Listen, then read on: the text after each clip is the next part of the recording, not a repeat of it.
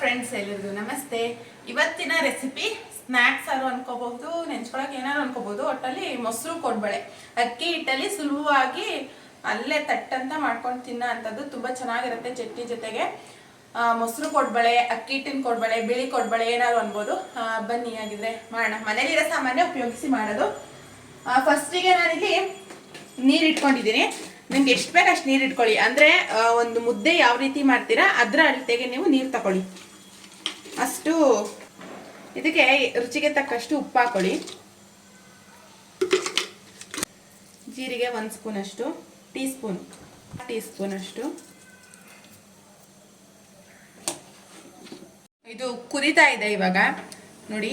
ಇಂಥ ಟೈಮಲ್ಲಿ ಅಕ್ಕಿ ಹಿಟ್ಟು ಹಾಕೊಳ್ಳಿ. ಈ ನೀರು ಎಷ್ಟು ತಡೆಯುತ್ತೆ ಅಷ್ಟು ಅಕ್ಕಿ ಹಿಟ್ಟು ನಾನೊಂದು ಅಂದಾಜಾಗಿ ಹಾಕ್ತಾ ಇದ್ದೀನಿ. ಅಂದರೆ 1 ಲೋಟ ಅಕ್ಕಿ ಹಿಟ್ಟಿಗೆ 2 ಲೋಟ ನೀರು. ಮುದ್ದೆ ಸೇಮ್ ಮುದ್ದೆ ಯಾವ ರೀತಿ ಮಾಡ್ತೀರಾ ಆ ರೀತಿನೇ ಮಾಡ್ಕೋಬೇಕಾಗಿರೋದು. ಇಷ್ಟು ಹಿಟ್ಟು ಸಾಕು. ನಂತರ ಇದಕ್ಕೆ ನೀವೇನೇನು ಹಾಕೋಬೇಕು ಅಂತ ಅಂದರೆ ಕರಿಬೇವಿನ ಸೊಪ್ಪು ಸ್ವಲ್ಪ, ಕೊತ್ತಂಬರಿ ಸೊಪ್ಪು, ಹಾಗೆ ಹಸಿಮೆಣಸಿನ್ಕಾಯಿ ಖಾರಕ್ಕೆ ತಕ್ಕಷ್ಟು ಹಾಕೊಳ್ಳಿ, ಕೊತ್ತಂಬರಿ ಸೊಪ್ಪು. ಇದಿಷ್ಟು ಹಾಕಿ ಒಂದು 10 ನಿಮಿಷದಷ್ಟು ನೀವು ಬೇಯಿಸ್ಬೇಕಾಗತ್ತೆ. ಉಪ್ಪು ಹಾಕೊಂಡಿರ್ತೀರ ಅಲ್ವಾ.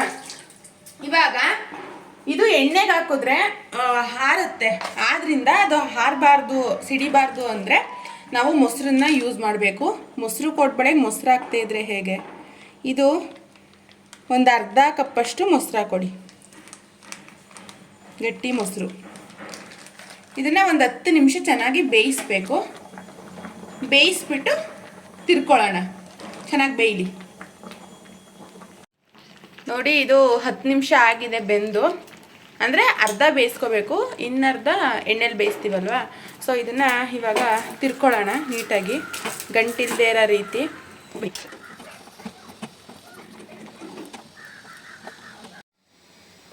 ಇವಾಗ ಇದನ್ನು ಈ ಥರ ಹಾಕ್ಕೊಂಡು ಸ್ವಲ್ಪ ಆರೋದಕ್ಕೆ ಬಿಟ್ಟಿದ್ದೆ. ಈ ಥರ ನೀಟಾಗಿ ನಾದಬೇಕು. ಉಪ್ಪು ಮತ್ತು ಇಲ್ಲೆಲ್ಲ ಹಾಕಿರೋ ಮಸಾಲೆ ಸಾಮಾನು ಎಲ್ಲದಕ್ಕೂ ಮಿಕ್ಸ್ ಆಗಬೇಕಲ್ವ, ಆದ್ದರಿಂದ ನೀಟಾಗಿ ನಾದ್ಕೋಬೇಕು. ನೋಡಿ, ನಾನು ಹಿಟ್ಟು ಹಾಕಿದ್ದು ನೀರು ಎಲ್ಲ ಕರೆಕ್ಟಾಗಿ ಆಗಿದೆ. ಇಷ್ಟು ಹದ ಬಂದರೆ ಸಾಕು. ಮುದ್ದೆ ಎಲ್ಲ ಯಾವ ರೀತಿ ತಿಂತೀರಾ ಅಂದರೆ ಕೋಡ್ಬಳೆ ಮಾಡೋದಕ್ಕೆ ನೀಟಾಗಿ ಆಗಬೇಕು. ಫುಲ್ ತೆಳ್ಳೆ ಆದರೆ, ಗಟ್ಟಿ ಆದರೆ ಒಂಥರ ಒಲ್ಟಾಗತ್ತೆ. ಈ ಥರ ಇದ್ದರೆ ಸಾಕು.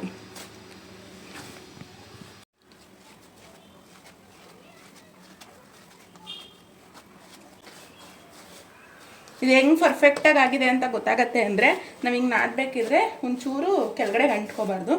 ನೋಡಿ, ಇದು ಪರ್ಫೆಕ್ಟಾಗಿ ಆಗಿದೆ. ಅಂದರೆ ಪೂರ ಆರು ಇದೆ, ಕರೆಕ್ಟಾಗಿ ರೆಡಿಯಾಗಿದೆ.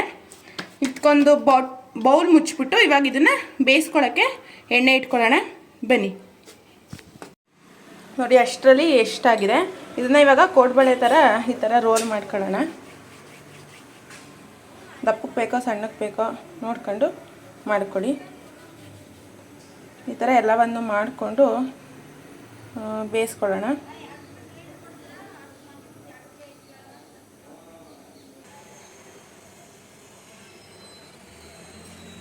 ಕಾಯ್ದಿದೆ. ಇವಾಗ ಎಣ್ಣೆ ಒಳಗಡೆ ಹಾಕ್ಕೊಂಡು ಸ್ವಲ್ಪ ಬ್ರೌನಿಷ್ ಆಗೋ ಥರ ಬೇಯಿಸ್ಕೋಬೇಕು ಮೀಡಿಯಮ್ ಫ್ಲೇಮಲ್ಲಿ. ಆವಾಗ ಗರ್ಗರಿಯಾಗಿರುವ ಮೊಸರು ಅಥವಾ ಬಿಳಿ ಕೋಡ್ಬಳೆ ರೆಡಿ ಆಗುತ್ತೆ. ಇದು ನೀವು ಬ್ರೇಕ್ಫಾಸ್ಟ್ ಆಗಾರು ತಿನ್ನಬಹುದು, ಸ್ನ್ಯಾಕ್ಸ್ ಆಗಾರು ತಿನ್ನಬಹುದು. ಚಟ್ನಿ, ಮೊಸರು ಅಥವಾ ಟೊಮೊಟೊ ಕೆಚಪ್ ಯಾವುದ್ರಲ್ಲಾರು ತಿನ್ನಬಹುದು. ತುಂಬ ಗರ್ಗರಿಯಾಗಿ ಒಳಗಡೆ ಸಾಫ್ಟಾಗಿ ತುಂಬ ಚೆನ್ನಾಗಿರುತ್ತೆ. ಒಂದು ಸರಿ ಮಾಡಿ ನೋಡಿ, ಎಲ್ಲರೂ ಇಷ್ಟಪಡ್ತೀರಾ. ಮನೇಲಿರೋ ಸಾಮಾನ್ಯ ಹೊರಗಡೆ ಏನೂ ತರಬೇಕಿಲ್ಲ ಅಲ್ವಾ. ಸೊ ಈ ರೆಸಿಪಿ ನಿಮ್ಗೆ ಇಷ್ಟ ಆಗಿದ್ರೆ ಒಂದು ಸಬ್ಸ್ಕ್ರೈಬ್ ಮಾಡಿ ನಮ್ಮ ಚಾನಲನ್ನು, ಹಾಗೆ ಲೈಕ್ ಮಾಡಿ, ಶೇರ್ ಮಾಡಿ ಹೇಗಿತ್ತು ಅಂತ ಕಮೆಂಟ್ಸ್ ಮಾಡಿ ತಿಳಿಸಿ. ನೋಡೋದಲ್ಲ, ಮಾಡಿ ಟೇಸ್ಟ್ ಮಾಡಬೇಕಲ್ವಾ. So thank you for watching. ಮುಂದಿನ ವಿಡಿಯೋದಲ್ಲಿ ಸಿಗೋಣ.